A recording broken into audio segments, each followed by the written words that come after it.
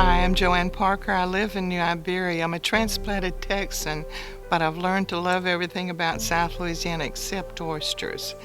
And I'm working on that, okay?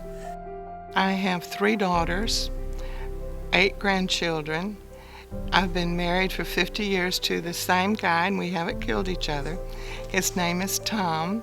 We own an oilfield service company, Prologue. It's out on the Highway 90. We've been in business now since 1982 and have manufacture and lease specialized oilfield mobile units. I think I was brought to church before I was ever born and grew up in a very small East Texas community called Deadwood. I have always been involved in church, and we taught Sunday school when I was a kid. But in that environment, we learned to give, we learned to share, we learned that there is a community around us without regard to who was who or what was what.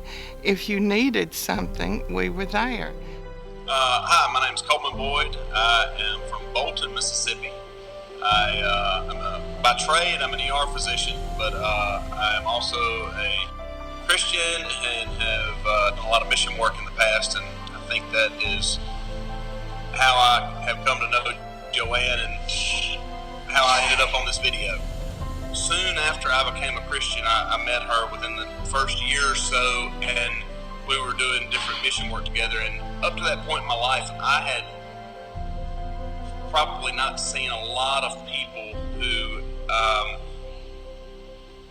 really their life was Christ, and it was kind of a dichotomy of life I'd seen very often. And all of a sudden, with her and some other people, and the same folks that I was working with, I started seeing these people, their life was their Christianity, the things that they talked about on Sunday was what they lived. And so that had a huge impact on me to realize that the Lord didn't call me to a religious thing. He called me to a relationship with Him where He impacted my life, and it impacted everything I did. I think she just has a heart to serve all the time. I mean, every time I talk to her, even back then and over the years, we just kept in touch. She's always involved serving somebody, serving some group in some manner, whether it's traveling overseas and trying to help ladies in Ukraine, or, of late she's been real busy with the Republican women, but she's always serving, and that has had a huge impact on me, because, that's the Lord's heart for us. Jesus said, I did not come to be served, but to serve, and to offer my life as a sacrifice for many. Well, that's what I see in her. I've just seen that consistently in the 20 plus years that I've known her. I'm not an extraordinary person. God doesn't use extraordinary persons.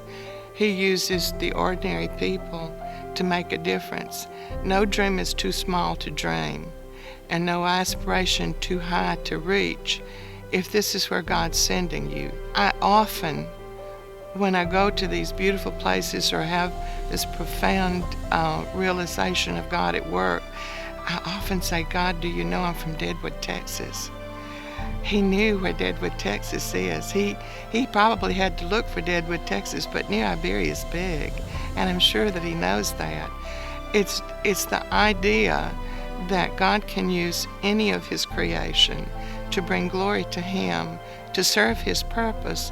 All you have to do is be willing to go. And when you think about it, God lets you in on the events that have eternal consequences. And we weren't created just for this lifetime, but for an eternity. So why not start now preparing for an eternal destination? It doesn't matter what your capabilities are.